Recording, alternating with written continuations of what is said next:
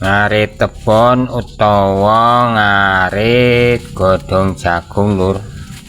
Masalahe ngarit suket liar saiki wis angel lur. Masalahe lokasine wis padha di sawah, wis nggak enek lokasi ngarit. Dadi ngarite tebon wae sing gampang sing enek. Nah, dadi ngarit tebon lur.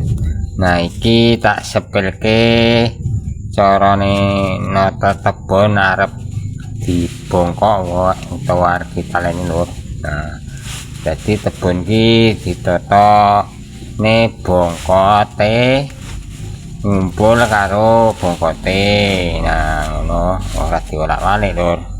Dengan diolak-walik dadine ora rapi. Nah, nek bongkote karo bongkot ngumpul di tatane nang ngene iki bisa rapi lur sehingga dibongkoke. Nah, nek wis ditata rapi ngono langsung dibongkok utawa dibengket. Nah, kuwi sret ditali. Nah, tuh kan rapi ta dadine lur.